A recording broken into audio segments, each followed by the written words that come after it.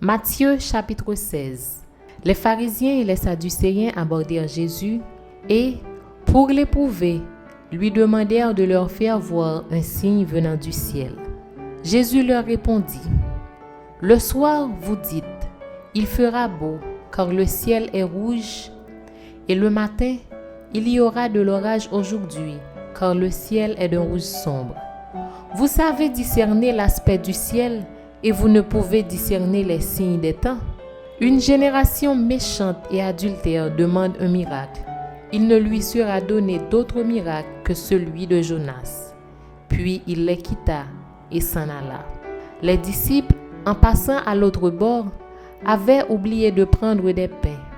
Jésus leur dit, « Gardez-vous avec soin du levain des pharisiens et des sadducéens. » Les disciples raisonnaient en eux-mêmes et disaient, « C'est parce que nous n'avons pas pris de pain. » Jésus, l'ayant connu, dit, « Pourquoi raisonnez-vous en vous-même, gens de peu de foi, sur ce que vous n'avez pas pris de pain?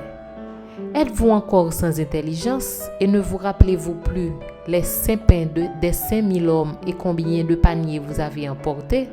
Ni les 7 pains des 4000 hommes et combien de corbeilles vous avez emportés? Comment ne comprenez-vous pas que ce n'est pas au sujet de pain que je vous ai parlé? Gardez-vous du levain des pharisiens et des sadducéens. » Alors ils comprirent que ce n'était pas du levain du pain qu'il avait dit de se garder, mais de l'enseignement des pharisiens et des sadducéens. Jésus, étant arrivé dans le territoire de Césarée de Philippe, demanda à ses disciples, « Qui dit-on que je suis, moi, le Fils de l'homme ?»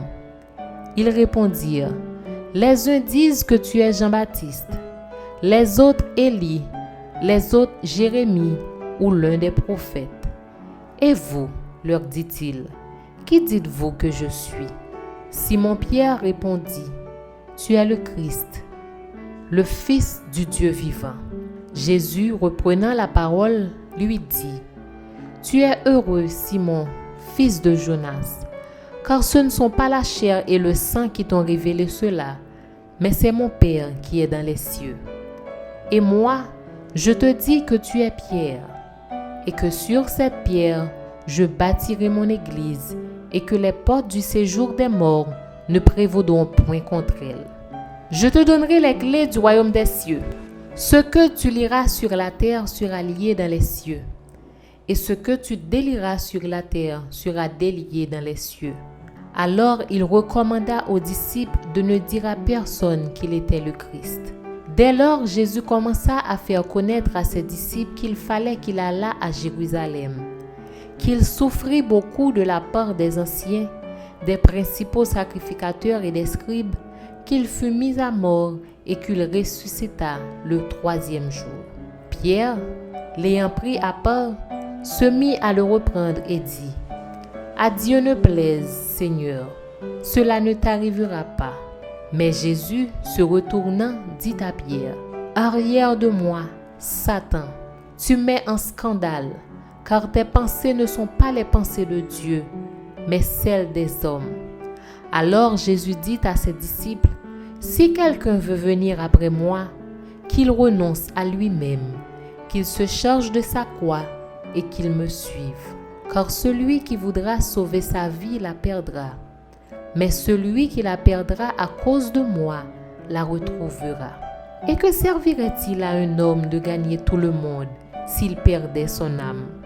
Ou que donnerait un homme en échange de son âme? Car le Fils de l'homme doit venir dans la gloire de son Père avec ses anges, et alors il rendra à chacun selon ses œuvres. Je vous le dis en vérité, quelques-uns de ceux qui sont ici ne mourront point, qu'ils n'aient vu le Fils de l'homme venir dans son règne. »